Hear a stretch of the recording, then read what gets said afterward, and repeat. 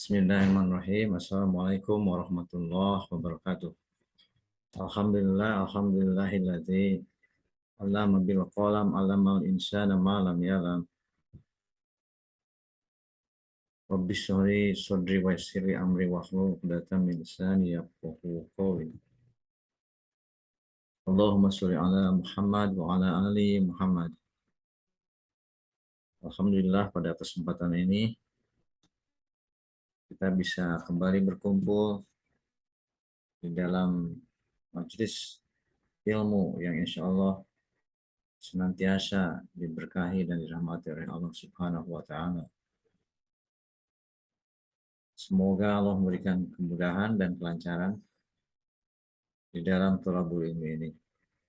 Kalian diberikan kemudahan dan kelancaran juga di dalam menyelesaikan studinya. Amin ya rabbal alamin. Sahabat mahasiswa,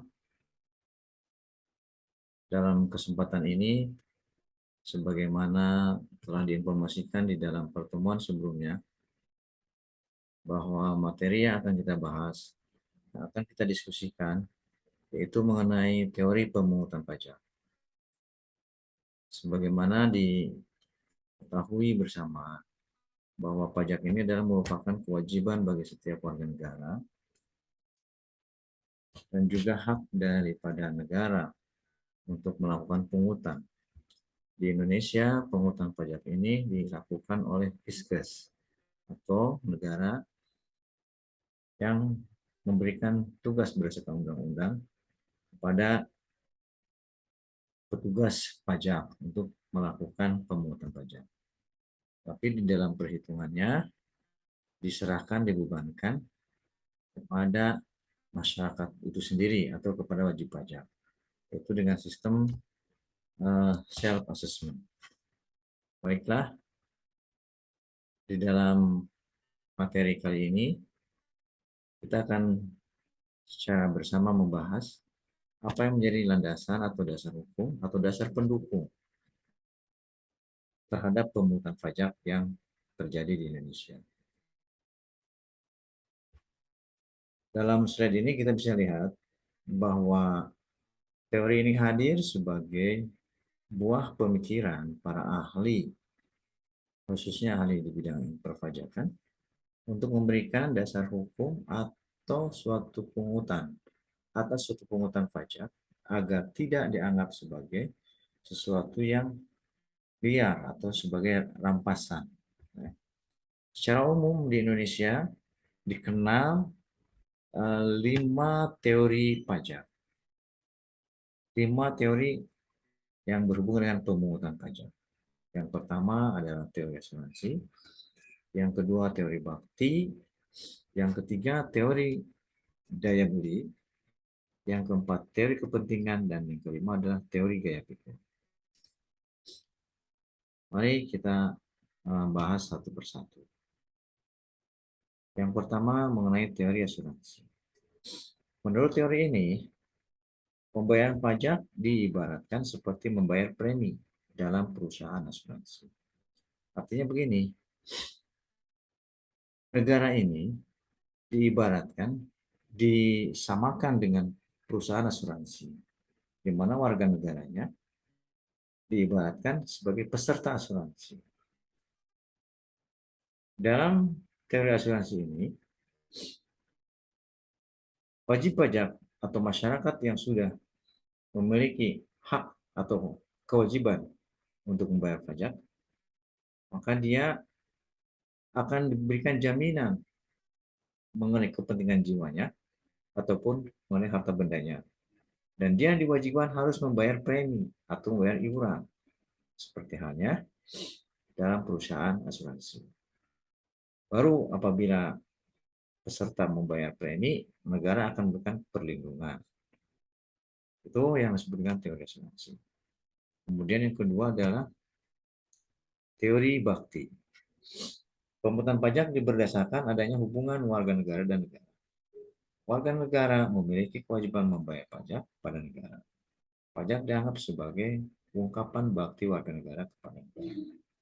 Menurut teori bakti ini, bahwa negara itu memiliki kekuasaan yang mutlak, kekuasaan yang absolut terhadap warga negara. Dan warga negara diberikan kewajiban untuk memberikan dharma baktinya kepada negara dalam bentuk membayar pajak. Di sini kewajiban negara sama dengan teori asuransi, yaitu memberikan perlindungan terhadap jiwa dan harta benda warganya. Tetapi di sini ada semacam paksaan dari negara untuk warga negaranya. Dan ini bisa mengakibatkan negara ini bersifat otoriter, memaksakan kehendaknya kepada warga negaranya. Kemudian yang berikutnya adalah teori gaya beli. Menurut teori gaya beli ini, bahwa pembayaran pajak itu berkaitan erat dengan kemampuan masyarakat untuk melakukan transaksi jual beli. Melalui pungutan pajak, diharapkan bisa menarik daya beli setiap rumah tangga atau masyarakat.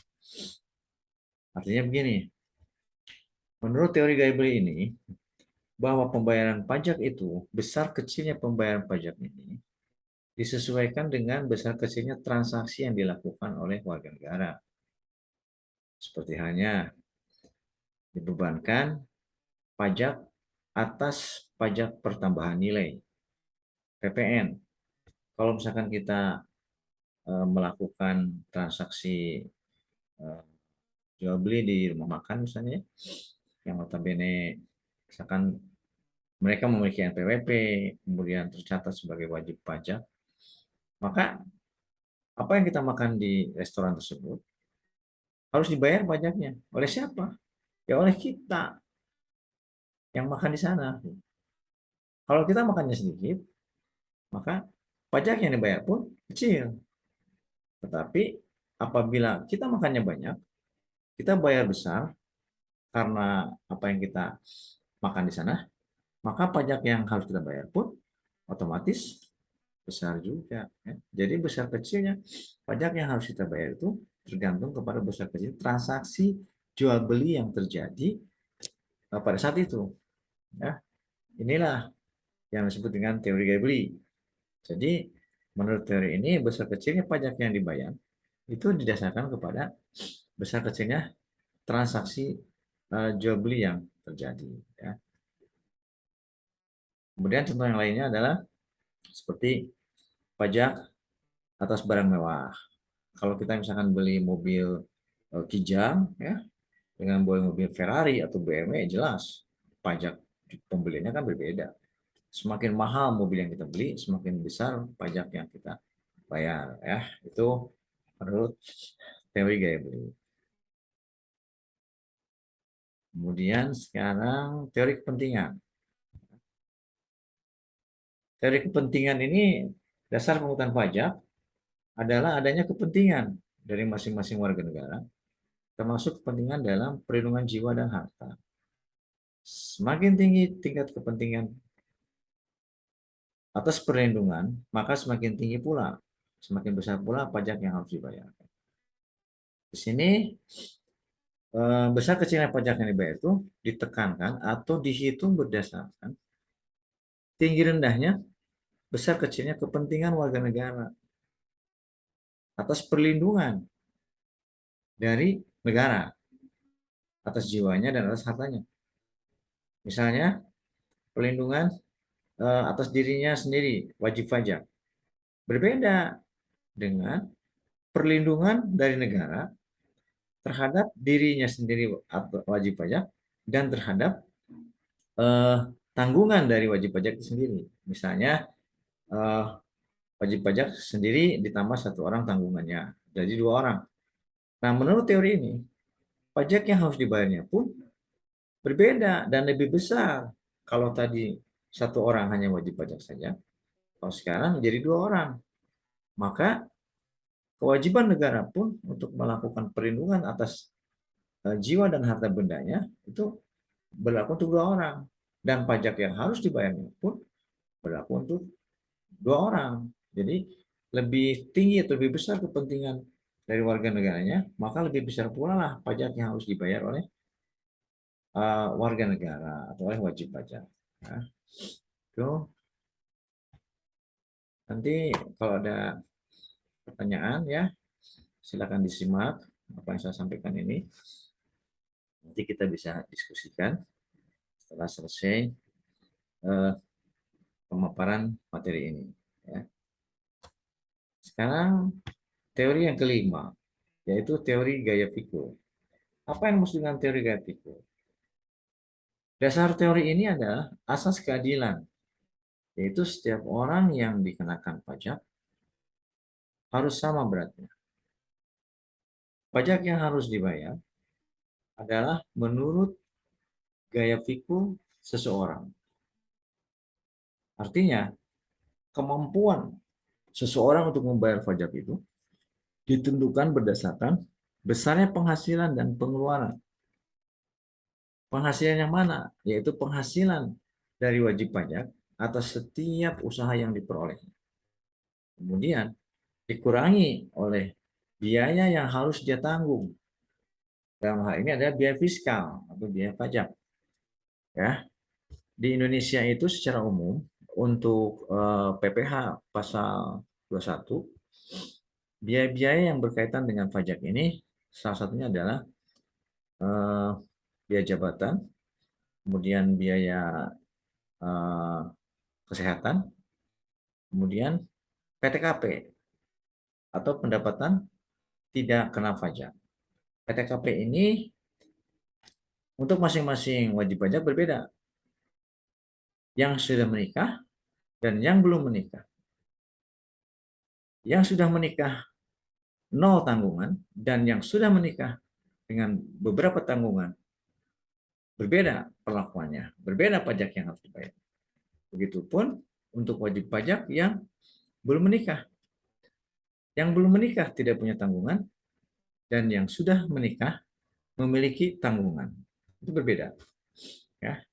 Artinya apabila pendapatan atau penghasilan dari wajib pajak ini dihitung diakumulasikan setelah dikurangi dengan PTKP dengan penghasilan tidak kena pajak, apabila selisihnya masih positif, maka kelebihannya itulah yang harus dibayar pajaknya. Tetapi apabila selisihnya adalah negatif, maka wajib pajak ini atau warga negara ini tidak diwajibkan untuk membayar pajak. Ya. Itu teori gaya Vico. Yang sekarang dipakai di Indonesia itu yang mana? Ya, berdasarkan teori-teori inilah ya yang ideal dipakai di Indonesia. Tetapi yang sekarang terlihat sangat ideal ataupun misalkan yang sekarang berlaku di Indonesia yaitu berdasarkan teori teori gaya pikir, kemudian eh, teori daya beli yang implementasinya jelas nyata-nyata sekarang terjadi dan digunakan di masyarakat ya. Tapi bukan berarti teori yang lain pun tidak dipergunakan. Itu hanya teori pendukung saja. Artinya teori tersebut sebagai dasar legalitas bagi negara, bagi Fiskus untuk menerapkan pungutan pajak terhadap warga negaranya. Ya. Kemudian manakah yang lebih ideal dari kelima teori ini? Menurut kalian setelah mendengar dan menyimak pemaparan saya ini, teori mana yang lebih ideal atau lebih sesuai dengan kondisi pemungutan pajak di Indonesia? Silakan kalian pelajari lagi, kalian simak lagi. Nanti kita diskusikan, kemudian kita ambil kesimpulannya. Ya. Kalau misalkan ada pertanyaan atau ada hal-hal yang kurang jelas, kita diskusikan setelah pemaparan ini. Baik, sebelum kita akhiri materi ini, maka kita sama-sama baca doa penutup majelis. Subhanaka Allahumma bihamdika asyhadu alla ilaha illa anta astaghfiruka wa atubu ilaika. Billahi fi sabilil haq. Wassalamualaikum warahmatullahi wabarakatuh. Terima kasih atas perhatiannya. Semoga bermanfaat.